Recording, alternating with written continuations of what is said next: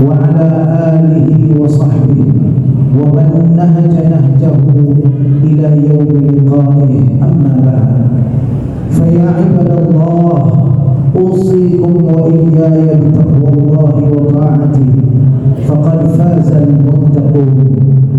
قال الله سبحانه وتعالى في محكم تنزيله: أعوذ بالله من الشيطان الرجيم، بسم الله الرحمن الرحيم. قل هل يستوي الذين يعلمون والذين لا يعلمون إنما يتذكر أولو الألباب. صدق الله مولانا العظيم. Ma'asyiral muslimin rahimakumullah. Dalam surah Al-Isra ayat 23, Allah Subhanahu wa taala memberikan kepada kita kunci kebahagiaan hidup dunia dan akhirat, kunci keselamatan hidup dunia dan akhirat, kunci keberkahan hidup dunia dan akhirat. Allah Subhanahu wa taala berfirman: A'udzu billahi minasy syaithanir rajim. Bismillahirrahmanirrahim. Wa qada rabbuka alla ta'budu illa iyyah wa bil walidayni ihsana. Imma yablughanna 'indaka al-kibara ahaduhuma aw kilahuma fala taqul lahumā uffin wa la tanharhumā wa qul lahumā qawlan karīmā. Shadaqallahu mawlana al-'azim. Ma'asyiral muslimin rahimakumullah, yang ingin hidupnya bahagia, yang ingin hidupnya selamat anak keturunannya, yang ingin hidupnya berkah anak keturunannya dunia dan akhirat, inilah ayat yang menghantarkan kita meraih itu semua. Di awal Allah berfirman, dan sungguh telah kami tetapkan agar kalian tidak menyembah selain kepada Allah Subhanahu wa taala. Dasar-dasar tauhid Allah tegaskan. Allah berpesan apapun ibadah kita tanpa dilandasi dengan tauhid, tanpa dilandasi dengan la ilaha illallah, maka ibadah itu akan tertolak. Betapa pentingnya tauhid bagi seorang mukmin.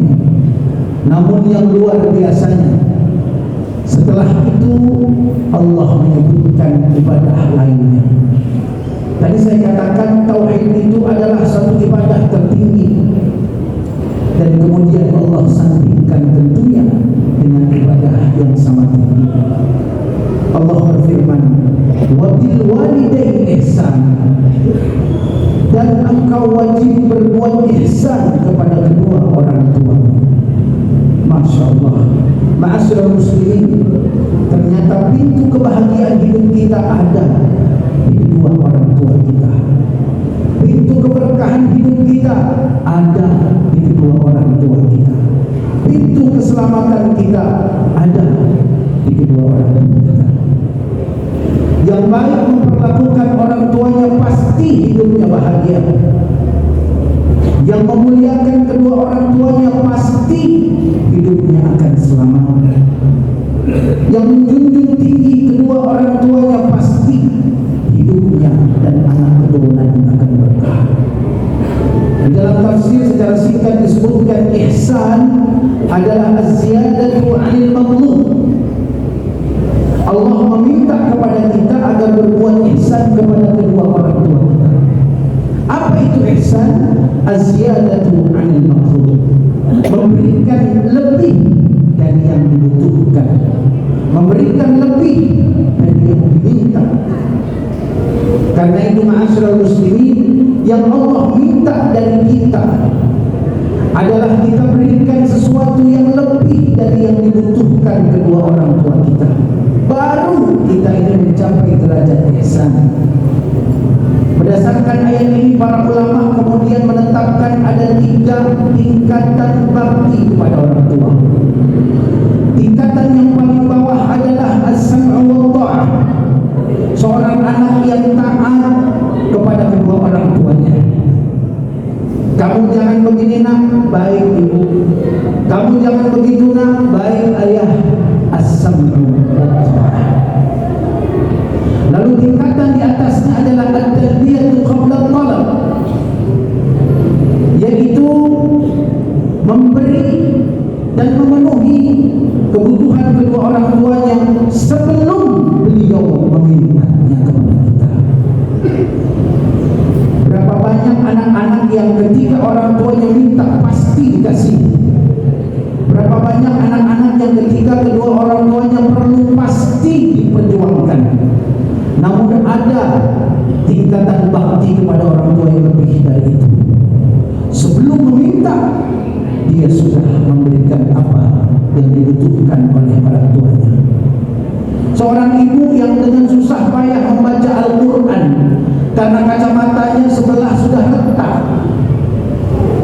dengan susah payah dia membaca Al-Quran dan anaknya melihat itu, lalu kemudian sang anak bergegas membelikan kacamata baru untuk ibunya. Inilah yang dimaksud dengan tingkatan berbakti yang kedua. Kemudian ma'asyiral muslimin, yang ketiga adalah al-ithar wa taqdim. Ini adalah tingkatan bakti yang tertinggi. Artinya pokoknya kalau sudah urusan orang tua, yang lain saya kalahkan.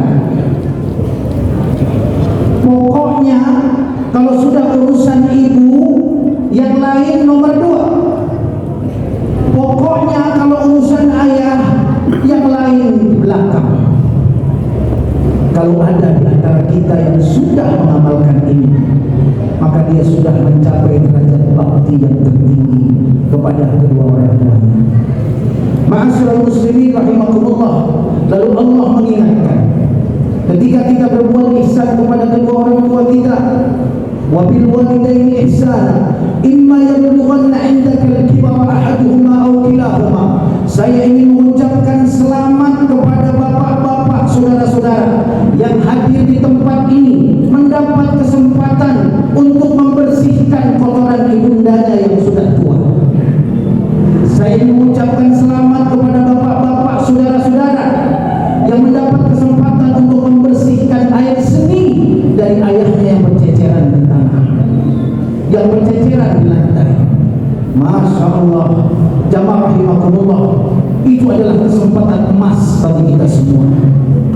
Ma'asyiral muslimin, kata Allah, kalau ada salah satu di antara ayah dan ibumu, atau keduanya, ayah dan ibumu, mereka sudah lanjut usia, lalu kemudian engkau ada bersama mereka berdua, engkau merawat keduanya, bersusah payah engkau merawat keduanya, berbagai pengorbanan engkau berikan untuk keduanya, bahkan engkau melepaskan keinginan-keinginan karena ingin merawat orang tua. Maka Allah Subhanahu wa ta'ala berpesan, jangan rusak itu dengan mengeluh sedikit pun. Dalam tafsir disebutkan, fala taqul lahuma uffin. Kalian kalau mengurus orang tua, kalian kalau merawat orang tua, jangan sekali-kali mengeluh sedikit apapun, sekecil apapun. Karena Allah menggunakan kata-kata uffin. Dalam bahasa Arab, uffin itu adalah kata yang digunakan untuk keluhan yang paling ringan tingkatannya. Dan para mufassirin mengatakan kalau ada kata keluhan yang lebih ringan dari uff, pasti Allah akan gunakan dalam ayat ini. Tidak ada lagi kata yang lebih ringan dalam keluhan selain uff. Ma'asyiral muslimin rahimakumullah, ada anak yang merawat ibundanya yang sudah tidak bisa berjalan lagi, full di tempat tidur, buang air besar, buang air kecil, full di tempat tidur. Ketika anaknya meminta, ma, pakai pampers dong, karena kalau nggak pakai pampers aku ini repot, ma. Barangkali istri kita yang mengurus.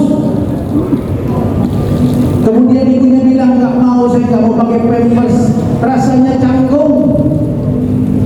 Lalu akhirnya ibunya tetap tidak mau pakai pampers. Ma'asyiral muslimin, bayangkan, buang air kemudian di kasur, buang kotoran kemudian di kasur. Orang itu kemudian membersihkan kotoran dari orang tuanya. Disuruh pakai pampers tetap tidak mau.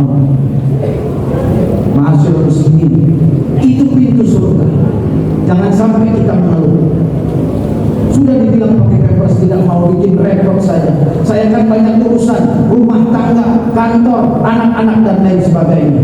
Dasar orang tua tidak mau mendengar omongan anak-anaknya. Na'udzubillah, tsumma na'udzubillah. Ini yang dilarang oleh Allah Subhanahu wa taala. Ma'asyiral muslimin, di akhir zaman banyak kita lihat anak-anak berubah jadi orang tua dibuat seperti anak-anak.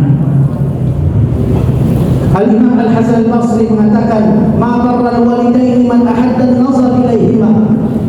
Durhaka seorang anak kalau dia menatap tajam kepada kedua orang tuanya. Menatap tajam saja sudah durhaka, maksudnya muslimin.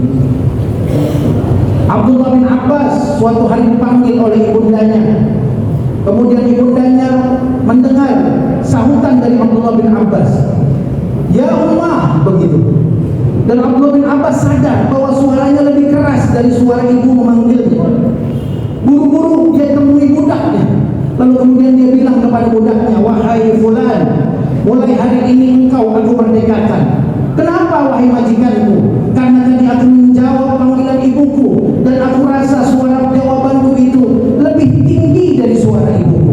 Aku takut dosa ini aku bawa ke liang kubur.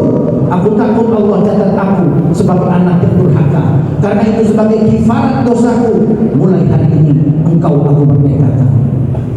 Wala tanharhuma, kata Allah, jangan sekali-kali suaramu menghardik lebih keras daripada suara orang tua. Ma'asyiral muslimin, melahirkan sungguh sakit rasanya, tetapi ucapan kasar dari anak kandung kepada orang tuanya pastilah jauh lebih sakit rasa oleh ayahanda dan ibunda kita.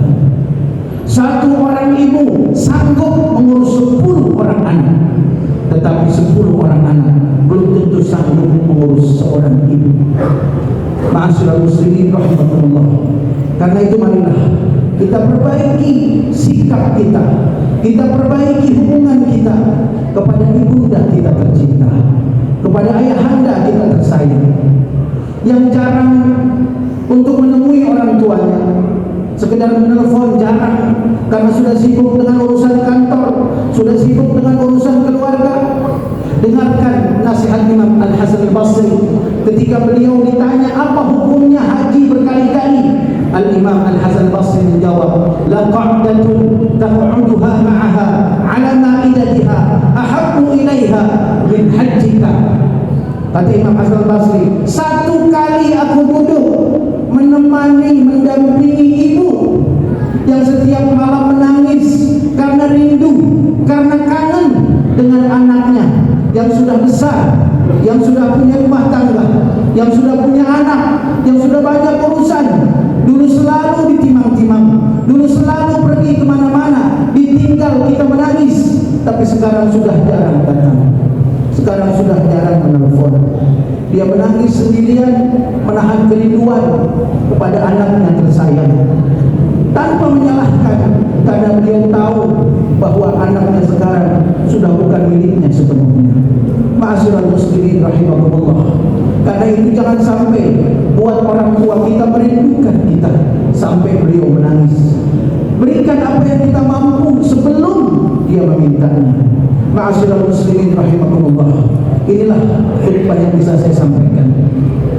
Mudah-mudahan mengingatkan kita semua bahwa ternyata ada sumber kebahagiaan di tempat kita, ada sumber keberkahan di tempat kita, ada sumber keselamatan hidup di tempat kita, yaitu ayah dan ibunda kita.